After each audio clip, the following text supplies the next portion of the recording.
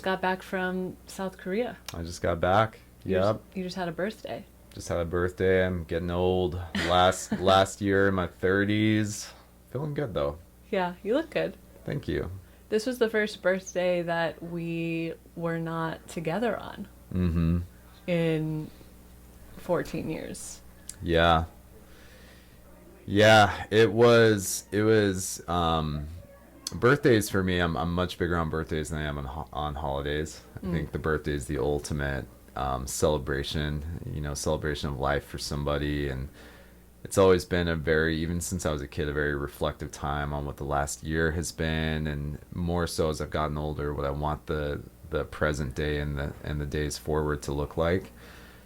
And I felt very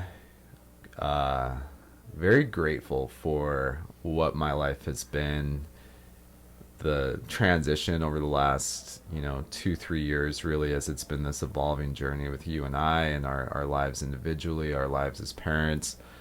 And yeah, it was kind of an emotional day.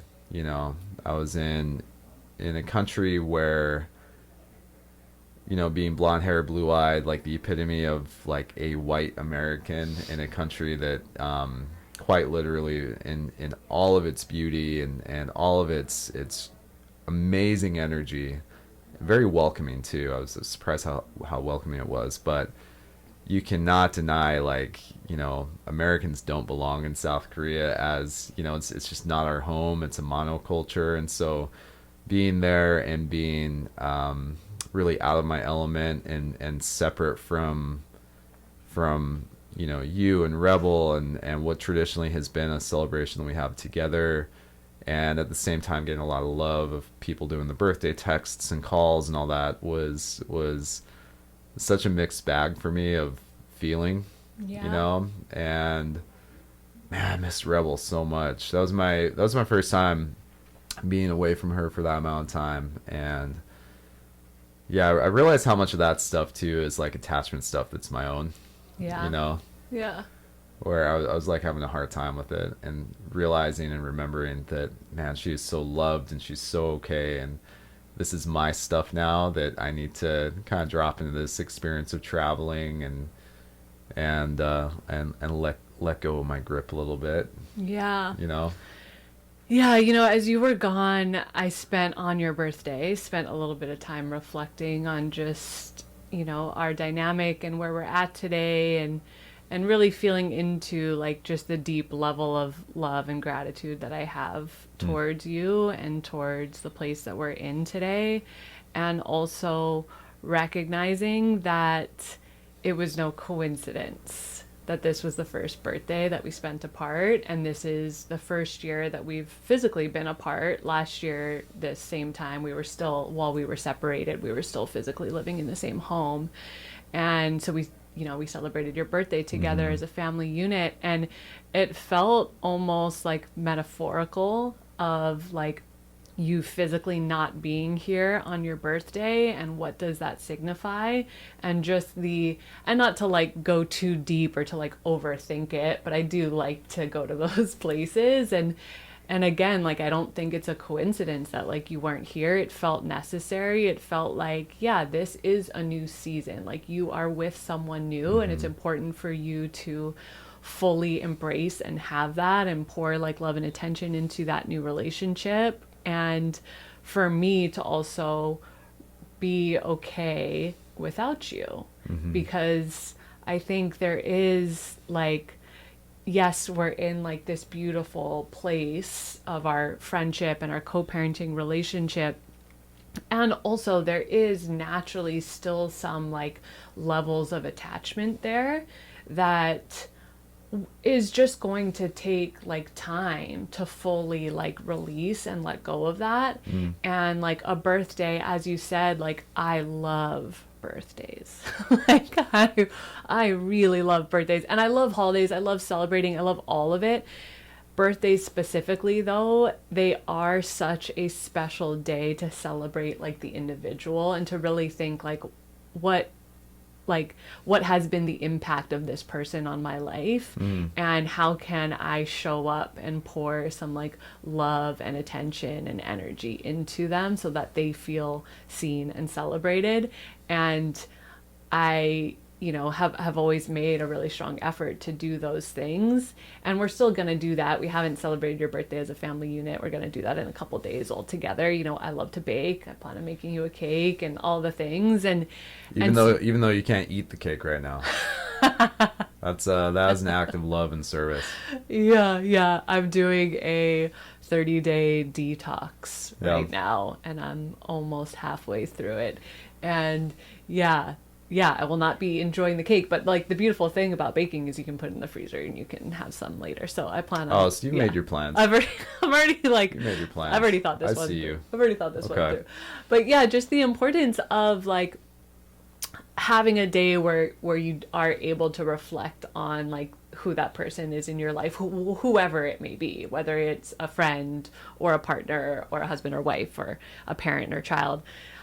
I love that. And I also like feel grateful that I was able to kind of sink into that and process some of those feelings and thoughts and emotions, and, be in a place of like, yeah, we're not going to spend our birthdays together all the time anymore. Mm-hmm. And that's okay. Mm-hmm. And just being, I think because we've spent so many consecutive birthdays together, and it's been because I am such a planner and I do love that, I have put a lot of like thought and energy into like making your birthday feel special. And so for me, that was just like, oh, okay, like it's different now. Yeah. And we're not there anymore. And that's okay. And what can it look like moving forward? Yeah, there's this thing that's been coming up for me is what am I attached to and why? And I've really been working toward running that inventory forward in my life in every direction. Even while I was traveling, like I say, missing Rebel and this, like there's this like guttural pain I would have in the morning where I'm like, fuck, I feel like some abandonment stuff with me towards her. Like, am I a good dad for doing this and being away from her? Like, how selfish am I? And realizing how much of that is just the story of, I don't want to say false attachment, because I do think that there's a level of that that's, really important and beautiful in terms of how I love on my daughter. But I also feel that there's this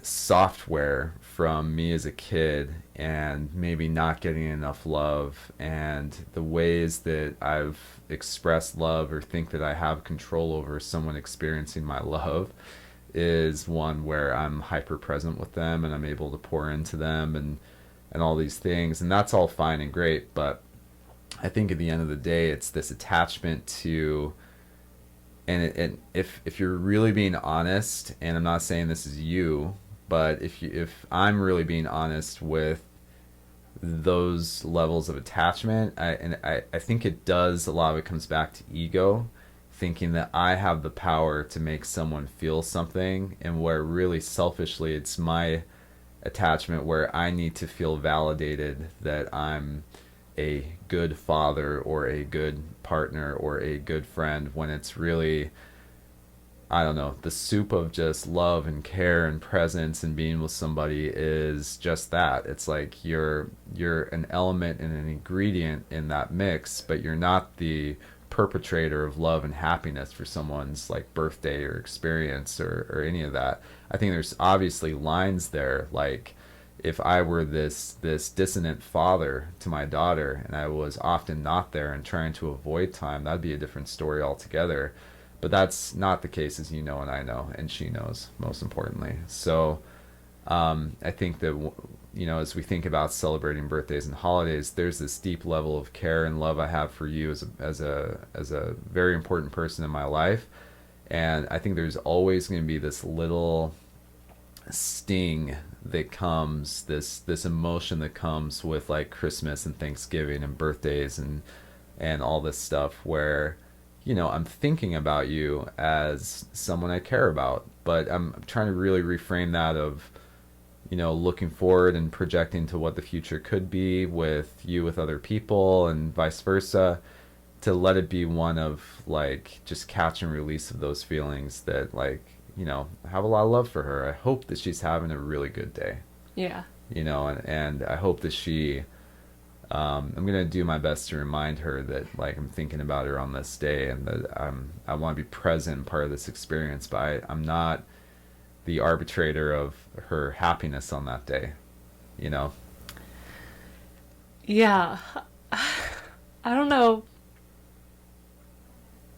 I think like there's obviously clearly still emotion here for me.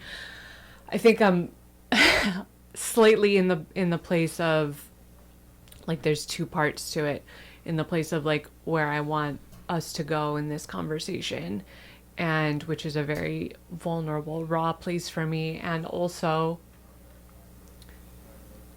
like the polarity of life, which is so beautiful.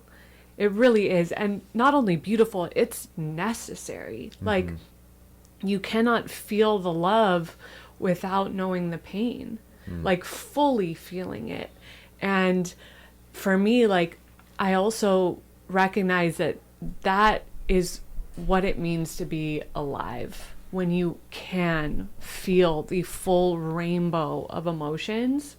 And I did have those feelings on that day for you. I did feel like I really hope that he's having the best day. And I know that he's really happy. I know that he's so loved and is taken care of and is feeling celebrated and seen. And also, there is still, because, we're not even a year into divorce. We're not even a year into separation yet. So there also is a feeling of like,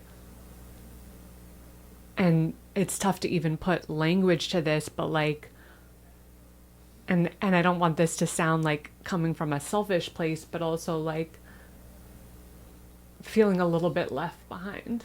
Mm.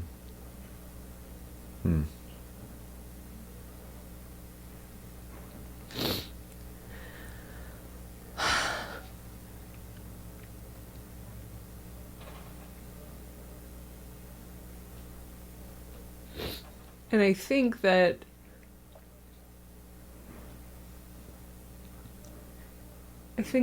a big, like, part of that also is, I mean, it's my own stuff, like that's not on you, that's my own stuff, of like still practicing, still putting in the reps of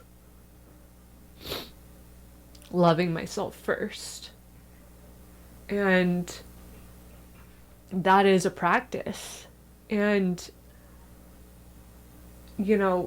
watching you move on is, again, back to the polarity. It's like, I feel both exist for me, where I'm so happy for you, like overwhelmingly so happy for you. It's not a feeling of jealousy anymore as it was in the beginning. It's just a feeling of like, I want that too. And I think because, I've felt it a few times. There have been a few men that have come into my life, in the past 6 months to a year. And so I've felt it in such a small sense, but it hasn't been right. And so to get to feel that feeling and like still crave that like deep soul connected dynamic that like I know is out there and I know is coming, like it's not coming from a place of lack or even gripping tight towards it. It's just, yeah, it's just a place of feeling so happy for you, and also like knowing that I crave that for myself too. Yeah. Yeah, I when I was in Korea, I had this experience where we went to um, these temples that dated back to the mid 1300s, and it was called Temple Stay, and it was probably my highlight of the whole trip, the 11 days that we were there, because for two of those days in the temple, we got to um, stay with monks, pray with monks, and get a little bit of a teaspoon of what that life is and Buddhism and some of their philosophy. And we had a very noteworthy, very famous monk presenting to us and talking about her philosophy around Buddhism and how she connects with it. And she talks about how in the past life that essentially makes up 50%, roughly half of who we are in present day. And this is all she's speaking Korean. Her English isn't great, and so she felt like she could articulate it better in Korean. And there's a translator there, who I'm gonna say, and this is no judgment because I can only speak English myself. um, but the translation was a little bit choppy, so I get that there's probably some articulation and some nuances that were missing in how it was being communicated back to us after what this monk was saying. But she said 50% of our past life is equivalent to a lot of the informity that we have, where we feel our purpose in present day and what we're meant for and what we're meant to experience, and some of the trials and tribulations and successes and light and love as well. And that there's like this split between 25% of us now is just present day, and we try to expand that 25%, and then the other 25% is us in the future of kind of destiny. Anyone who's Buddhist is probably like, this guy. um, and so just trying to understand the rough pieces and put them together, she was saying that the present day is so, and even the way that we look at and interpret the past and look at the future and interpret the future, there's a level of flow to all of it that's required, that's really constantly releasing to what is now and what is here. And this really connects to the meditative prayers and mantras that are part of Buddhism. And I really think a part of all of us in a deep way is to be in a state of more flow with what is. It's giving permission to things just being okay as they are. And this idea that, as you're saying that, and I'm in a relationship now, and I'm feeling really happy and really fulfilled and really excited about the direction that that's going, I'm also realizing that I'm not coming into that. I really wasn't putting a lot of effort into having expectation about it one way or another. It has just evolved into this really cool thing that continues to go in this direction. And also at that time, and I think part of what made it easier to get into a relationship is I wasn't trying to manifest, and I wasn't trying to I wasn't really thinking about it, that I wanted to be in a relationship. In fact, I would almost counter that with, I kind of wanted some more alone time, and I wanted to really be by myself for a while, so I thought. And there's a level of release in all of that I kind of unconsciously put myself through, that I think was really helpful, and made me in a lot of ways more ready, because I was just kind of surrendering to what the experience was as it was evolving. And I feel like, with knowing you very well and seeing this journey that you've been on, at the forefront for me as you're talking is like, yes, there's sadness there, but and allowing that sadness to, like, you feel it and you're experiencing it, is flow. Like you need to flow into those emotions and let them process.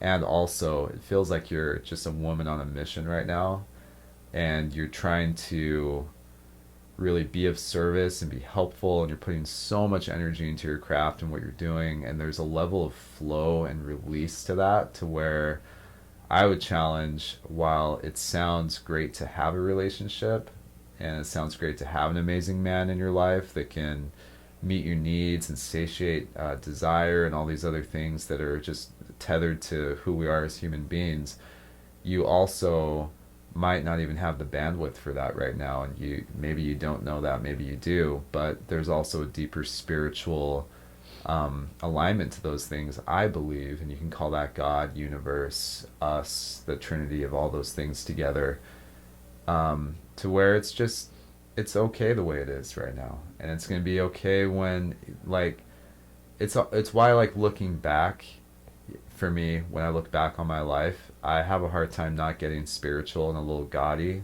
with what, in retrospect, how perfect my life has been, to where things happen exactly the way they needed to. Like, I can really see and find purpose and alignment in everything that's happened in my life. You know, not to say they weren't shitty and hard at times, they've certainly been. But I also, it's like looking back, like Zhang Quan was saying, this monk in Korea, that's a beautiful thing, that the past is like the 50% of the now. That looking at the past, I'm like, oh yeah, that's exactly the recipe I needed to be here now.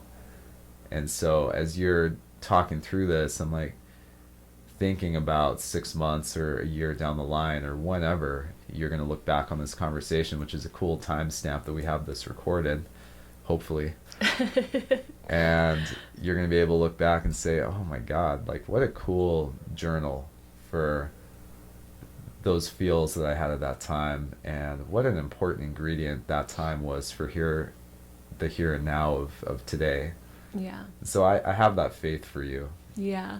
Yeah, I love everything that you just so beautifully articulated. It's exactly how I've been feeling. One of my favorite quotes is, things always make sense when you can see them in the rearview mirror. And Wait, just quickly, do you believe that?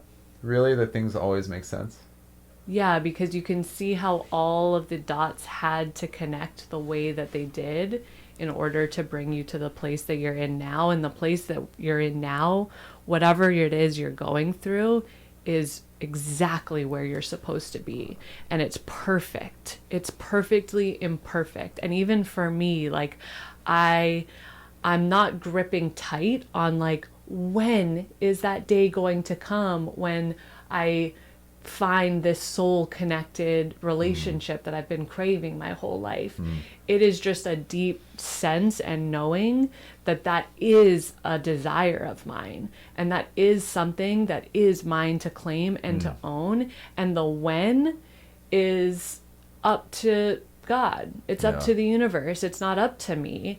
And also, I'm a human being that has feelings and emotions, and we just went through, the biggest transition and transformation I've ever experienced in my life, and the release of a relationship after that many years, which for me feels like multiple lifetimes. It feels like we both lived multiple lives within those 13 years. And so that's a lot of unraveling that is taking place still today. And watching you move forward and create this new life for yourself and be in a new relationship, I think is also a reminder for me. Like, I am so happy for you. Like, that is a genuine statement from me, overwhelmingly. And also, it is that reminder of, like, you have this thing that is a deep desire of mine, and it is something that I do one day, like, want for myself. And also, I recognize that this is exactly where I'm supposed to be, that the work that I'm doing right now is why I'm here. And I know that I'm not supposed to be in this very moment. I'm not supposed to be in a relationship. I am supposed to spend this time on my own. I'm supposed to spend this time with my friends and with my daughter and with our family.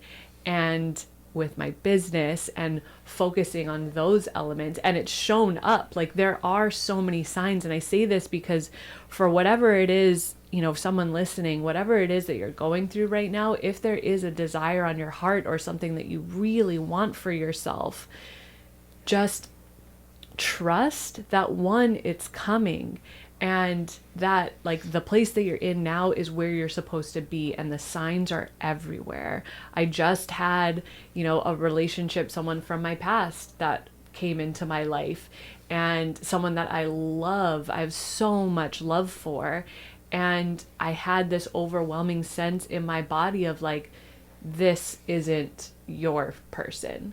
And I can still like love that person from afar and nurture a really deep friendship there, a forever friendship. And like, that was a sign for me. And there was another sign of somebody that like didn't necessarily feel like it was, something was just off, even though like I did have feelings there. But there were little signals and signs of like, this also isn't your person. And so the signs are everywhere, but we just have to, sometimes we like hold so tightly on something. We want something to work out so badly, or we want the relationship so badly, we want it to work so badly that we put our own like intuitive sense, we push that down, or we avoid it, or we don't listen to it, or we can't hear it. Yeah. And with that, like, I listened to our first podcast episode while you were gone, and, you know, felt into the place that we both were, which was like very raw. It was a very like honest, at that time, it was as honest and real and raw as I could be. And now that many months have passed, I've been able to like really think through what is like really the, like, for me, you know, we talked a lot about like what led to the breakdown of our relationship. And I think the easy response and the easy answer there is to focus a lot of attention on my affair. That like, that was the turning point. That was the moment that everything shifted. And if I'm being, you know, really honest, and this is the place that like I always want to get to. And sometimes it does take time to really understand, like, how was I feeling? And because sometimes we are so disconnected. And at that phase of my life, like, I was very disconnected from my intuition. We saw multiple therapists throughout our relationship, from a somatic healer to someone more traditional to someone extremely untraditional.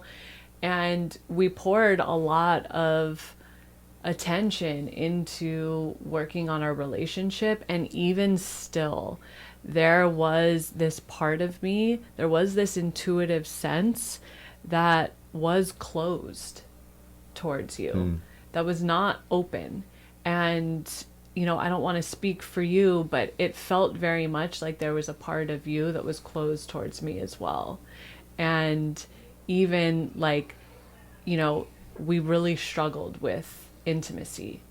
And that was something that like we would talk about, you would bring it up because I was too afraid to bring it up, and we would work on it, and then we wouldn't work on it, and so much time would pass, and it would bubble up to the surface, and then it would sort of explode, and it would come up again, and we would go through these cycles in our dynamic, but we were both left feeling like unfulfilled. And for me, like, I felt very undesired. I felt there were a lot of moments where I felt unseen, where I didn't feel loved, where I felt like there were these like little micro moments of like put downs. And it made me feel like, you know, I already carried this story and this narrative that I have to be perfect to be loved, but it felt like I had to show up that way even more so. And it felt like I needed to even like mold parts of myself to fit into the box that would receive more love from you.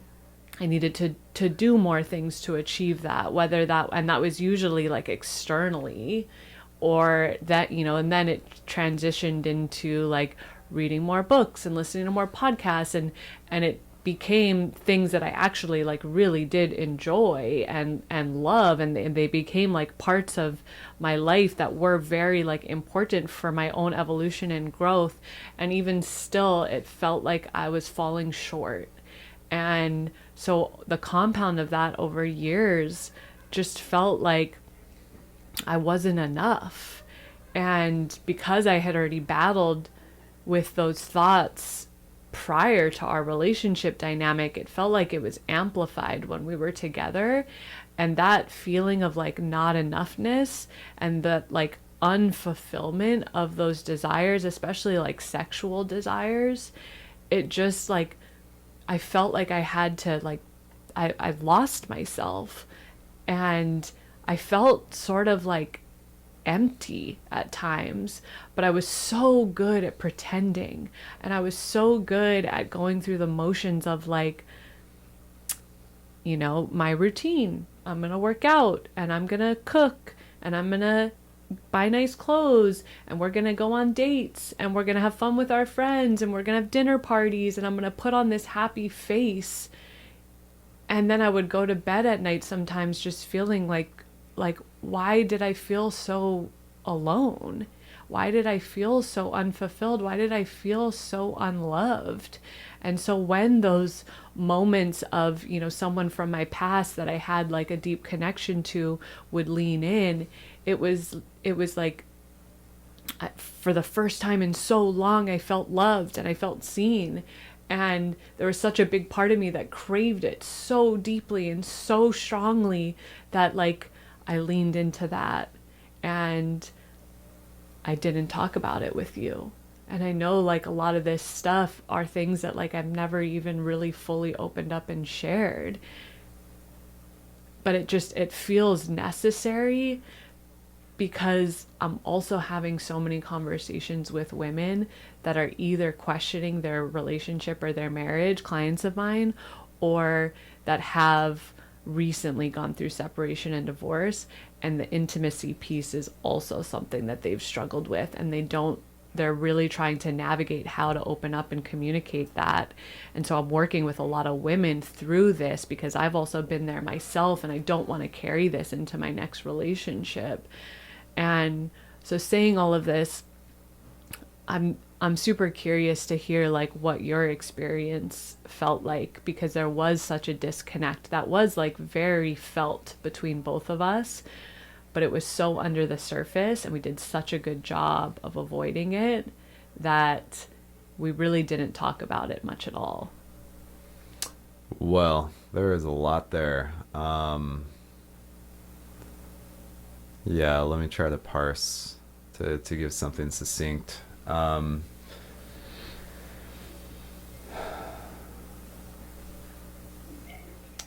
So, I want to watch my language because I feel it's important not to say you are anything, or you were anything. It was really my experience with you. And so my experience is subjective to what I had going on in myself at that time and how you and I were interacting, and that could have been different with you, with other people outside of our relationship. But I'm obviously going to speak to that, try to go back and speak to that version of Jared and my experience of De'Ara at that time.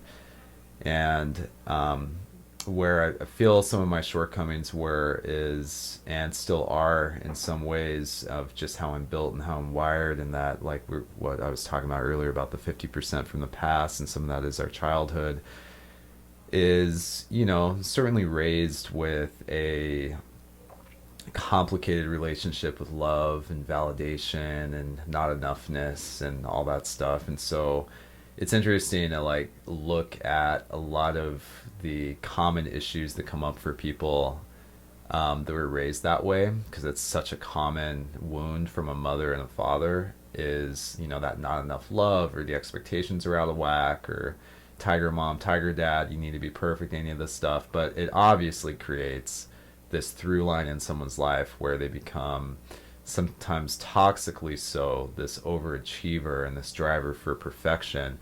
And I think if you're not careful, it's often a very sad and common byproduct of being raised that way and having that operating system is you project that onto your partner where you need them to be perfect, or you think you do. And perfect is obviously a complete fallacy. So all of that said, as a maybe primer for some of the stuff I put on you, which did feel unfair to put on anyone, and certainly I look back on that as, you know, for whatever I did in that regard, I it makes me sad. You know, I do have not guilt about it, but I feel like I probably did put a lot of pressure on you um, to meet a standard that was unattainable. At the same time, I think that there's just a reality that in my experience was you had a very closed style of communication and you weren't open, and I really really craved that though. And I'm now realizing, even over the last couple years, that not only is that something like I craved as like a component of the relationship, that is the relationship for me. And so if that's missing as a core element, it doesn't even feel like there's a foundation made of sand. It feels like there is no foundation for a relationship. There is no foundation for connection.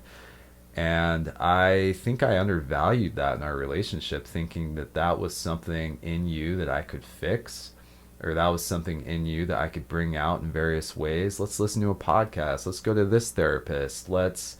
Um, let's just talk about it. Maybe we can just talk our way into open communication. And I don't know, like, all the various angles, if any of it ever really worked, because what it felt like was we'd have pops of connection and then you'd pull away more. And that compounded with the affairs was for me,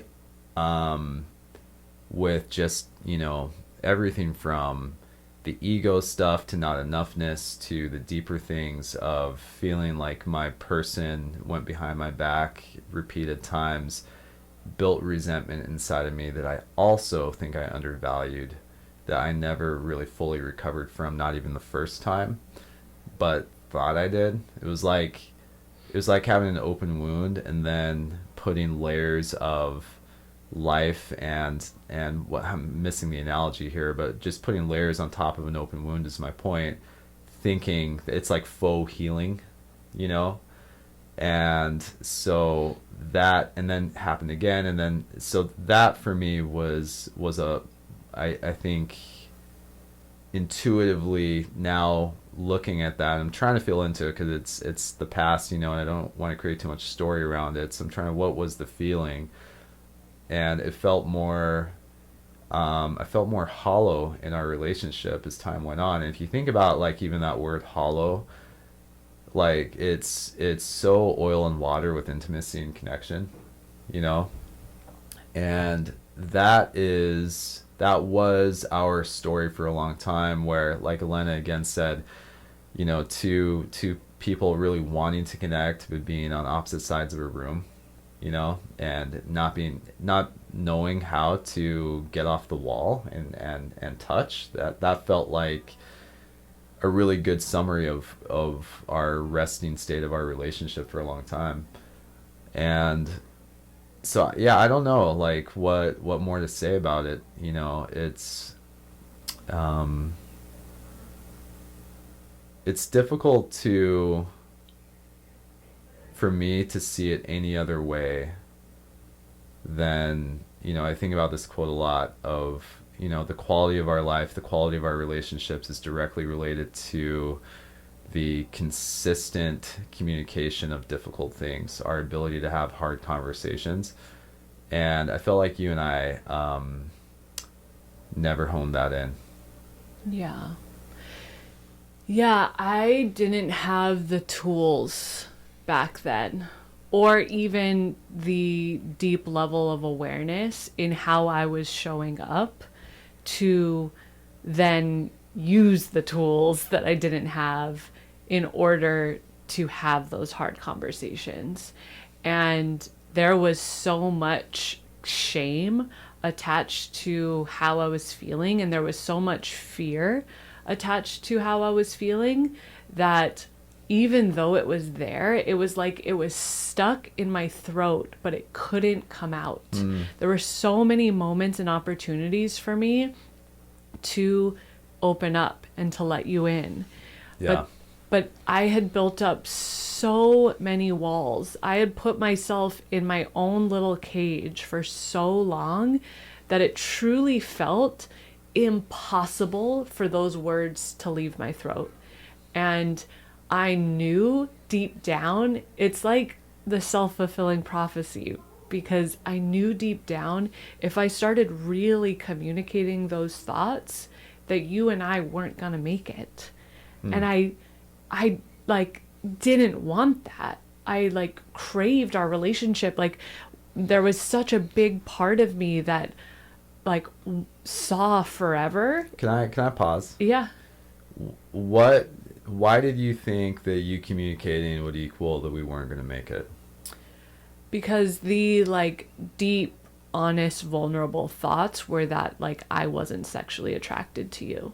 Was that like my body, like when we would be intimate, was like my body was never fully open. And to say that out loud meant that like that's such an important piece of a relationship. Like that is huge.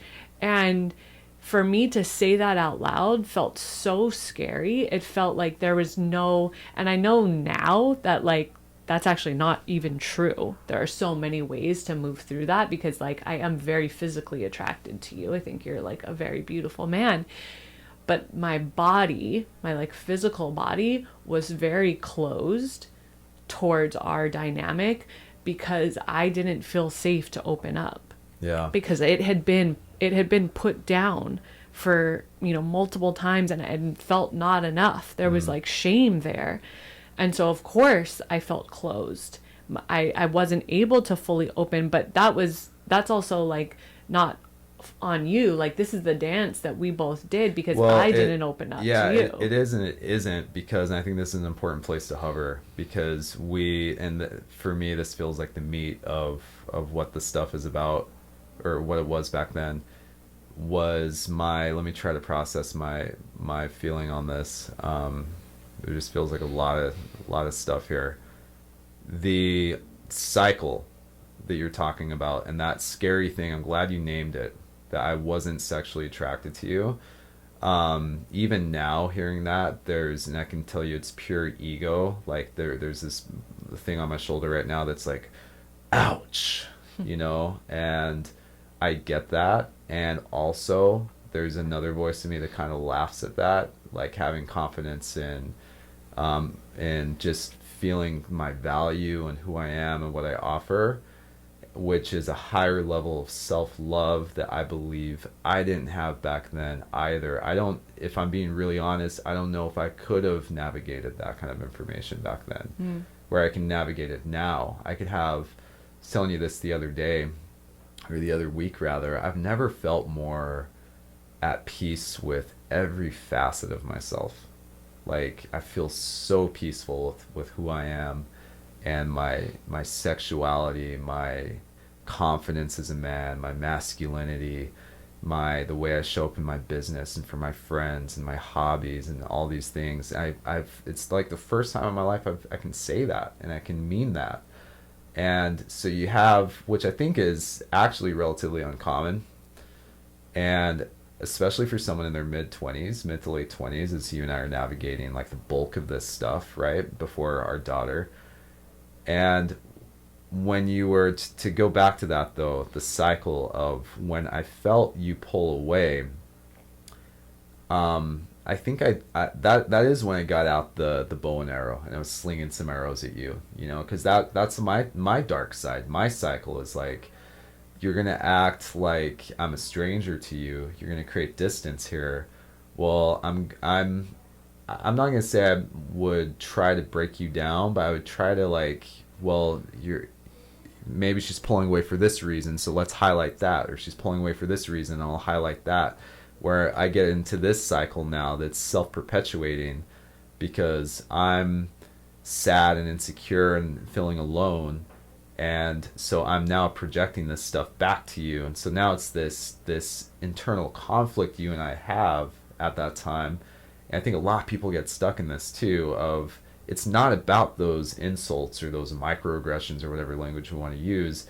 It's about this bigger symptom of lack of connection and trying to find, because they say like even the insults or even the thing that's just negative spew on each other is actually a module to try to connect. You know, it's like it's actually a way to try to connect. They say fighting is sometimes the deepest connection, you know, that some couples have. That's a dark state. You don't want to hang out there too much, but that's at least communication. Yeah. And so I felt that, and I feel that now, with even more clarity. And I appreciate you naming it again, because that's a tough thing to name. That I don't know how I would have handled that. I would have liked to have thought that that we could have gone even deeper and navigated it. Yeah. But obviously it's retrospect now and it's in the past, but it is so important, and that is the crux though of what you're talking about. Like the very spirit tip of something like that really does test the fabric of people's ability to grow together, because that is scary. Like what you said is scary. You know, there's no sugarcoating that. Like if you say that to a partner, that's like whew. Yeah. You know. So I think the lesson there for both of us, and hopefully all of us, is to the analogy I think about, and I brought this up in our first podcast, is the ultimate dream is to, and it's the ultimate act of love, is to lean in to those conversations and stay in that energy, that pain, that darkness, because that is courage. You know, that is, you know, that's the path of the warrior, is to stay in there and to have your partner and to have someone able to stay in there with you. And when they lean away, lean a little bit further. It's not cat and mouse though. Yeah. But it's two people making that decision to stay in it and talk about it and move through it and feel through it, is where I think the longevity is and all the growth, you know. And I obviously I wish that you and I could have been better at that, but we're also here. Yeah. You know? Yeah, and I know now that we're supposed to be here. You know, I wasn't able to communicate that back then. And as you said, like, who knows? And by the way, I don't think me either. Yeah. You know? And who knows if we would have been able to work through it and fully lean into it and heal our way and grow together. Who knows? And I'm not wondering that either. I feel so grateful for every single piece of that puzzle, the way that it happened, even though, fuck, it was painful. It was like abandoning myself. It was losing myself. It was losing you. It was losing friendships. It was a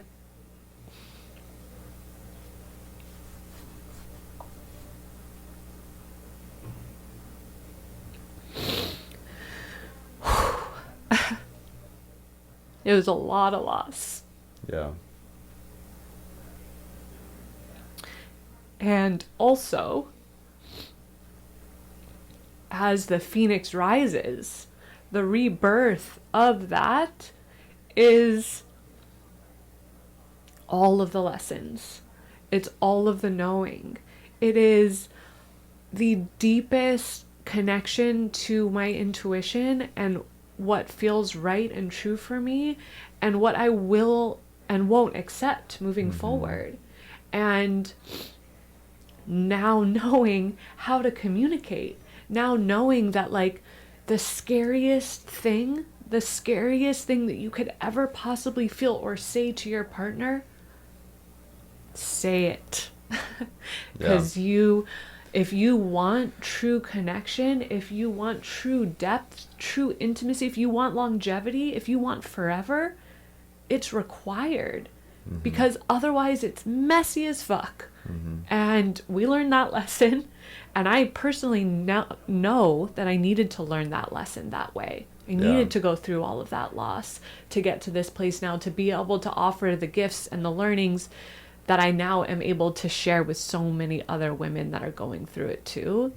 And now I have the tools. I have the awareness. I have the language. I can pinpoint it. I can say to myself, it was this. And so the next time around, I won't be afraid. Like, yeah, there will still be fear. Fear is always going to be there, but it is feeling the fear and doing it anyway. Yeah, that's so well said. And it's, I think, really deeply about knowing your personal cycles. You know, I've been challenged a few times, even in my new relationship, where, and this is inside of me, even in the business world too, where if I get annoyed by something, I get a little quiet, which I think is like also kind of healthy for me, that I don't want to snap back right away. Yeah. But I get a little quiet, and I can start to feel resentment grow, and then I start to, like, I've always thought that, I've felt this, it had someone name this actually, and I read this in a personality study I did about myself, that I'm really good on the defense. I'm really good with my back up against a wall. Like, well, what I can do is take all the insults or the mire of the situation, and I can put it into the sharpest arrow, and I can make multiple arrows, and I can start slinging those babies strategically, and I can really break someone down if I want to. And obviously that's dark. Yeah. And the antithesis to that, the light, is, and the challenge and the breaking of that cycle for me is to pause, breathe, feel through it, and continue to talk with, it doesn't have to be a perfect articulate word salad of this is how I'm feeling and why, but move through it without attachment. And to move through it without attachment for me is like the thing I'm really trying to pursue in any hardship in communication or in a relationship, is like, what am I attached to here? Am I attached to trying to be the good guy? Am I attached to trying to be right? Am I attached to trying to selfishly have my needs met without looking at without being empathetic to what they're going through? And if it's yes to any of those things, then I should probably wait a little bit longer and make sure that I'm still moving through some form of communication about it, versus bottling it up and making assumptions and, sharpening the arrow. Yeah. And so that, I think that the cycle piece is so important in what you're speaking to, because I remember even a couple podcasts ago, you talking about the withdrawal being your cycle, and I've experienced that, that.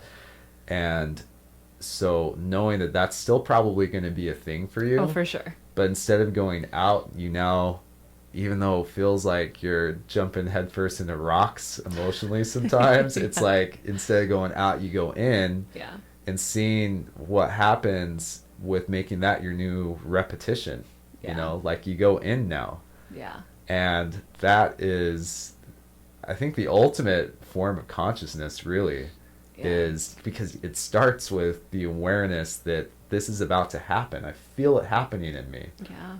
I feel like that version of Jared bubbling up. I heard someone say the other day that, like, the business world is no different than high school. That it's just like we all wear fancier clothes now and we're a little bit more wrinkly. But it is true that the same energy dynamics in games have existed since we were probably in middle school, where if you're not conscious of it, there's a power dynamic, there's a reserve pull away dynamic. It's like people aren't really that different. But it's the consciousness that allows the cycle break, that allows for the growth. And that's just my observation of it. I think it feels true to me that that's the next place. Yeah. Or as you say and I say, and we love this is the place. Right? Yeah. Yeah. Yeah, I didn't know the depth of that line until... This must be the place. This must be the place. This must be the place. Yeah, yep. Yeah.